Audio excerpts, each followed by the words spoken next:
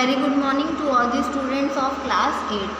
So in the previous class we had discussed three additive identity for integers and multiplicative identity for numbers, that is integers, whole number और fractional number. तो हमने additive और multiplicative identity के बारे में discuss किया था. तो हमने आपको बताया था अगर किसी नंबर के साथ हम वो पर्टिकुलर नंबर को ऐड कर रहे हैं तो जो भी चेंजेस हैं कोई चेंजेस नहीं हो रहे हैं हमारे पर्टिकुलर नंबर में, जो जैसा था वो वैसा ही है. उस पर्टिकुलर नंबर को हम क्या बोलते हैं? एडिटिव आइडेंटिटी बोलते हैं. तो किसी भी पर्टिकुलर नंबर पर जब आप ज़ीरो ऐड करते हैं तो क्या होता है, वो नंबर जो है एज इट इज़ रहता है, चेंज नहीं होता है. सो ज़ीरो क्या हो जाते हैं? आपकी एडिटिव आइडेंटिटी हो जाती है.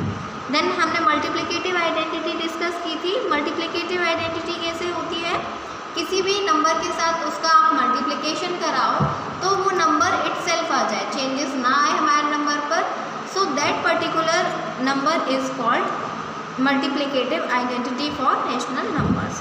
सो ज़ीरो हमारी क्या है? एडिटिव आइडेंटिटी है, और वन कैसी है? मल्टीप्लिकेटिव आइडेंटिटी है. Then now today will discuss from negative of a number. किसी भी नंबर का नेगेटिव फाइंड करना. सपोज 1 है तो वो -1 हो जाए, -1/2 है तो क्या हो जाए? 1/2. ये हम क्या कर रहे हैं? किसी भी नंबर का नेगेटिव फाइंड आउट कर रहे हैं. सो इस पर्टिकुलर नेगेटिव फाइंड करने को हम क्या बोलते हैं? Additive inverse. So what is additive inverse? हम अगर आपको बोलते हैं कि किसी पर्टिकुलर नंबर का एडिटिव इन्वर्स आप फाइंड करिए तो आपको क्या कर देना है? इन्वर्स कर देना है. दैट इज़ अगर नंबर पॉजिटिव है तो उसे नेगेटिव कर देना है, अगर नंबर नेगेटिव है हमारा तो उसे पॉजिटिव कर देना है. यहाँ पर हमने एग्जाम्पल भी दिया है. अगर पॉजिटिव 1 है तो यहाँ पे एडिटिव इन्वर्स उसका नेगेटिव 1 हो जाएगा. अगर नेगेटिव 1 है ऑलरेडी तो उसका एडिटिव इन्वर्स पॉजिटिव 1 हो जाएगा. तो ये है आपका एडिटिव इन्वर्स. एक एग्जाम्पल से भी गिवन है, ये आप देख सकते हैं आपकी बुक में. सो -a/b is the additive inverse of a/b. a/b का एडिटिव इन्वर्स क्या है? -a/b, और a/b is the additive inverse of -a/b. अगर -a/b है तो उसका एडिटिव इन्वर्स a/b हो जाएगा. जस्ट हमें अपोजिट कर देना है. इसके बाद सेकेंड टर्म आता है आपका reciprocal. So what is reciprocal? Reciprocal में हम क्या करते हैं? नंबर्स को जो न्यूमरेटर है उसे डिनोमिनेटर में कर देते हैं, जो डिनोमिनेटर में है उसे न्यूमरेटर में कर देते हैं. So suppose the question is 8/21. तो 8/21 का रेसिप्रोकल क्या हो जाएगा? 21/8. न्यूमरेटर में जो नंबर था उसे हम डिनोमिनेटर में लेकर गए, और जो डिनोमिनेटर में नंबर था उसे न्यूमरेटर में लेकर आए. तो इसे हम रेसिप्रोकल कहते हैं. नाउ नेक्स्ट रेसिप्रोकल, और इसे मल्टीप्लिकेटिव इन्वर्स भी कहा जाता है. आप रेसिप्रोकल या मल्टीप्लिकेटिव इन्वर्स भी कह सकते हैं. Then in next question, next topic is distributivity of multiplication over addition. So distributivity से हम क्या समझते हैं? किसी पर्टिकुलर चीज़ को हमें डिस्ट्रीब्यूट करना है. सो डिस्ट्रीब्यूटिव प्रॉपर्टी क्या होती है? इसको हम यहाँ पर एक छोटा बॉक्स दिया हुआ है पेज नंबर 13 में, उस पर देखेंगे. पेज नंबर 13 में एक छोटा बॉक्स है, उसमें देखिए दिया हुआ आपका डिस्ट्रीब्यूटिव प्रॉपर्टी या डिस्ट्रीब्यूटिविटी किसको कहते हैं. सो ए है, देन ब्रैकेट में b+c है. तो हमें क्या करना है? ए को डिस्ट्रीब्यूट करना है b के साथ भी और c के साथ भी. तो a का जब मल्टीप्लाई किया हमने b के साथ और a का मल्टीप्लाई किया c के साथ, तो ये हमने क्या कर दिया? a को डिस्ट्रीब्यूट कर दिया b और c के साथ. जो हमारा साइन है बीच में वो एज इट इज़ रहेगा.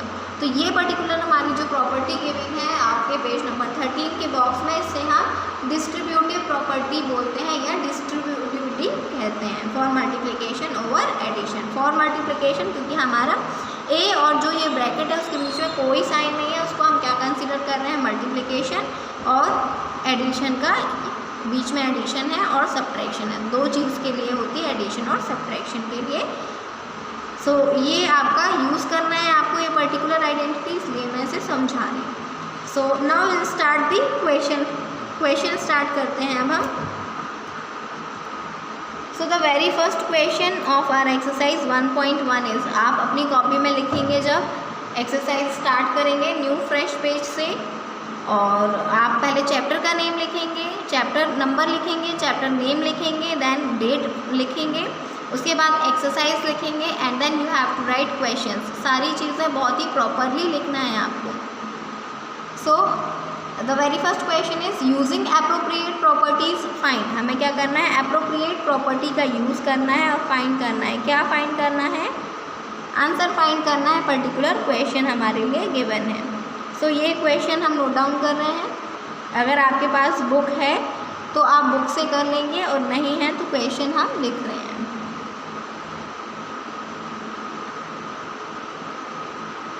ये आपका क्वेश्चन गिवन है। अब इसमें हमें देखना है कि कौन सा टर्म जो है वो रिपीट हो रहा है इस नंबर पर। तो कौन सा टर्म हमारा रिपीट हो रहा है, तो देखिए यहाँ पर 3/5 है, यहाँ पर भी 3/5 है। पर ये कैसा है, ये मल्टीप्लिकेशन के साथ है और ये कैसा है, माइनस साइन के साथ है और मल्टीप्लिकेशन इसके पीछे वाले टर्म के साथ है। तो हम क्या कर लेंगे, पहले मल्टीप्लिकेशन के साथ जो टर्म है उन्हें ब्रैकेट में कर लेंगे ताकि हमें डिफ़िकल्टी ना हो पहचानने में। तो ये हमारा टर्म ब्रैकेट में आ गए।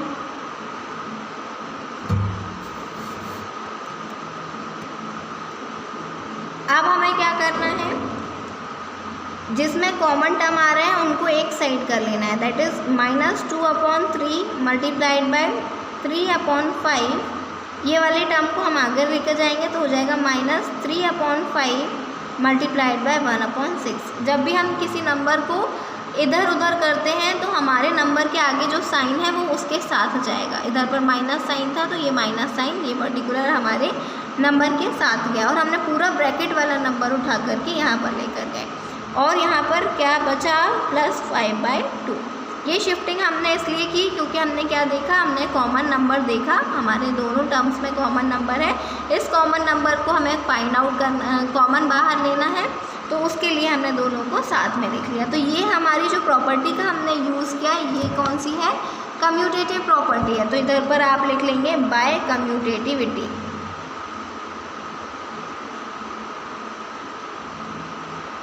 Bye commutativity. देन अब 3/5 इस पर्टिकुलर टर्म में भी है, इधर पर भी है, तो 3/5 आप कॉमन ले लेंगे बाहर। देन ब्रैकेट लगाएंगे। ब्रैकेट के अंदर कौन से टर्म आएंगे, जो लेफ़्ट ओवर टर्म्स हैं। कौन से लेफ़्ट ओवर टर्म्स हैं, दैट इज़ -2/3 और यहाँ पर -1/6 +5/2 एज इट इज़ होगा। यहाँ पर हमने कौन सी प्रॉपर्टी का यूज़ किया, तो यहाँ पर हमने डिस्ट्रीब्यूटिव प्रॉपर्टी का यूज़ किया। तो आप लिखेंगे बाय डिस्ट्रीब्यूटिविटी।